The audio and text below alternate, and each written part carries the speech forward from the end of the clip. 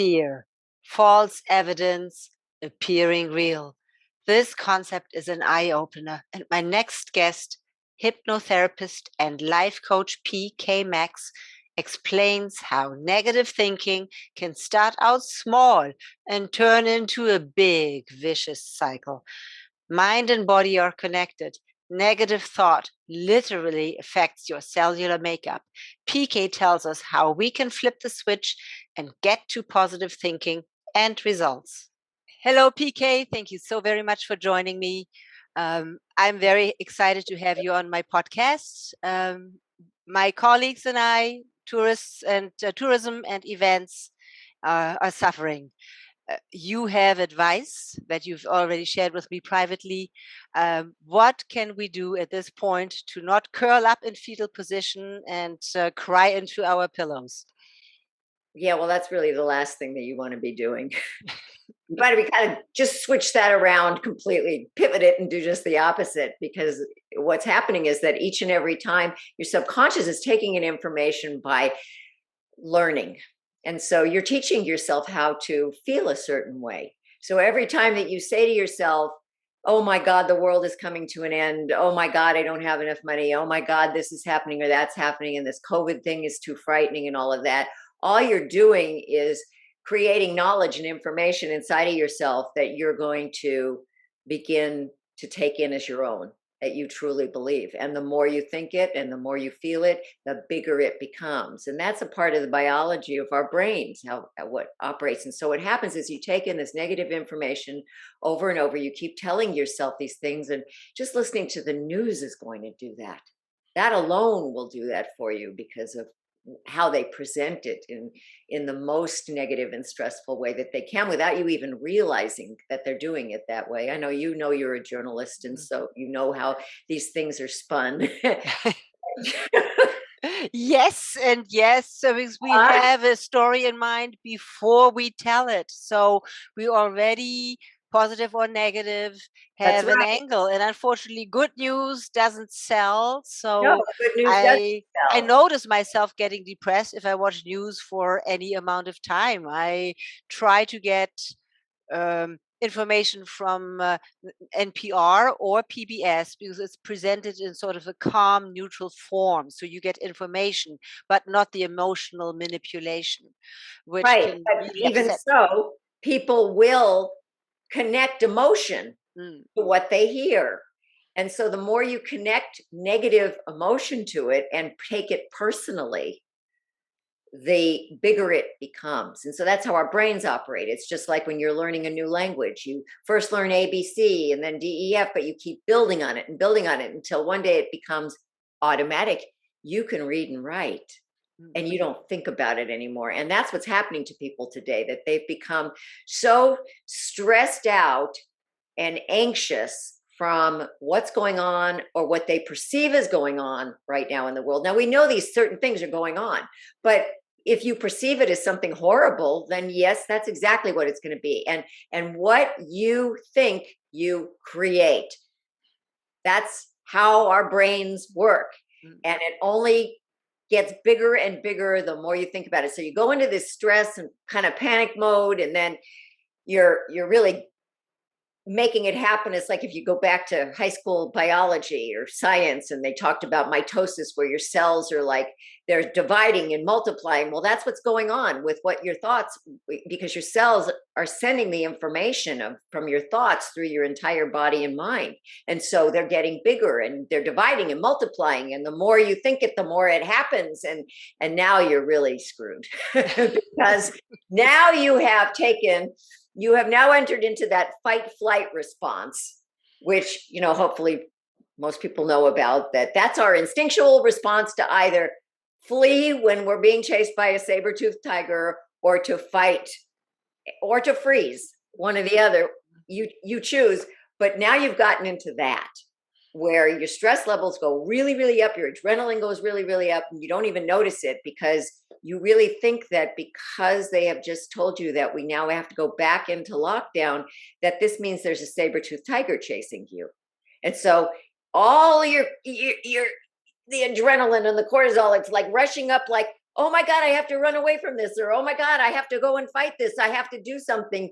And then nothing really happens other than this feeling that you have, because there's going to be no relief, because there's no saber-toothed tiger chasing you. This is the words of fear, FEAR, false evidence appearing real. So absolutely. now we keep creating this false evidence over and over and over. And what's going to happen? Everything will be negative no matter what. And here we are in this time in the world where, if you really think about it, everybody's been given time to sit with themselves, to be with themselves, to really get to know who they are and whoever the people are around them in a more profound way than they've ever been able to before. And instead, they're sitting there like on the edge of their seats with these chemicals running through their body and brain that are doing them absolutely no good. By the way, these are the things like when they say stress causes cancer and heart attacks. Well, this is what's going on because you're destroying your body as well as your mind by all of this. What it is a flip of the switch to see the other side of it. So all these things that you get to do now, like simple things like doing yoga or aromatherapy, or just meditate, having the time and space to meditate, where you can learn that, where you can study things. Okay, people are having financial issues, but financial issues happen in life to almost everybody on this planet.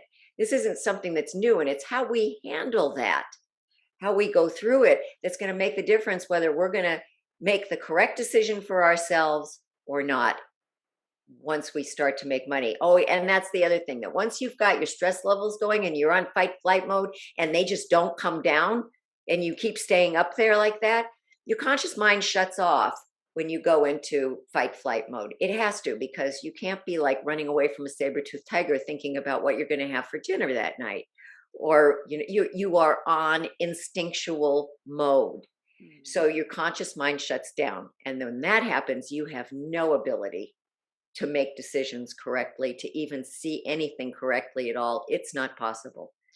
So now you're a total mess. You're completely stressed out. Your body is going through all this crazy chemical stuff that's really wreaking havoc on your whole entire being. And on top of that, you are not capable of making correct decisions at all. So calm. So what do we do, practically speaking, if you're already caught in a vicious cycle? How do you stop it? What can we practically do to get out, and how do we pivot and flip to positive? Well, hypnotherapy is designed to do that on a long-term scale, on a long-term basis, so that is now how you're thinking in this positive space, and you are now bringing to you all of those things that you choose positively to manifest. And that's what it's designed for. But there's some simple techniques just to do that. It's a neurolinguistic programming technique where you just stop when you have those thoughts instantly. You're kind of scrambling up your brain when you do that, and you replace that thought instantly with anything that's better, anything that's more comforting to you, no matter what. And you have to keep doing it over and over, because the more you do it, the more it's going to get inside of your subconscious that this is really how you feel, that these pleasant thoughts are taking over, and you're not allowing yourself to be inundated by these negative thoughts. And the other thing is just general calming meditation that anyone can do at home, which is really important, and yoga and all these other things. We have 1,000 modalities out there to calm ourselves down, creating a beautiful environment in your home. Now, there's something that most people don't have the time to do, or to be creative in any way at all. Yes, and we do have that time now, so it's actually That's a right. gift. Look And at the exactly how positive. many people are doing that? Most people are saying, oh my God, I have the time to exercise. I have the time to go take that art class. I have time to do this and that. And have I done it? No. Yeah. Because and actually do that now. Yeah.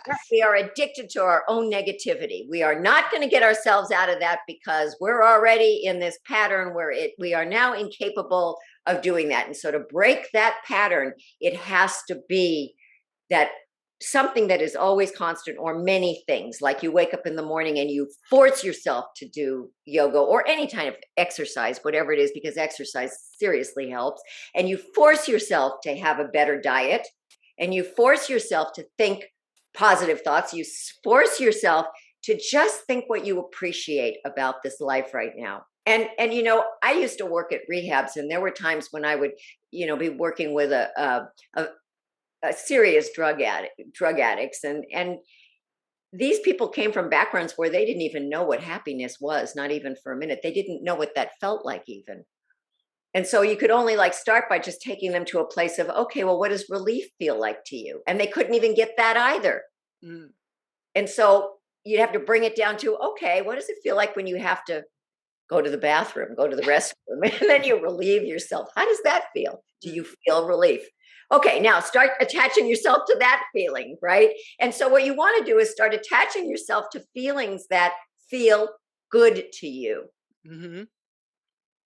If it has to be something really small because you just can't remember what that would feel like, okay, something tiny, like, I don't know, eating a donut, and it's not going to do any harm to you, or doesn't that taste good? Or, any little thing. You don't want to say that somebody wants to lose weight, but anything that, just going into a meditation when you're in a beautiful space in nature, and just visualizing that beautiful space wherever you want it to be, whether you're at the beach or in the mountains or in the forest, wherever you choose, it doesn't matter.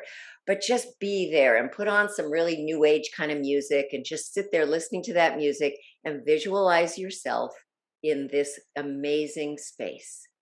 You can have waterfalls, you can have beautiful flowers, you can have whatever's going to make you feel good. Go to those things and keep doing it over and over so that you begin to change your brain. Thank you so very much. That's wonderful advice. I'm going to re-listen to this multiple times because I will follow it. And I do stay happy with beach runs, yoga, dancing, and my dog. That's what the doggies, right? Because we never have difficult conversations. Right. Thank you very much. I'll see you soon. You're very welcome.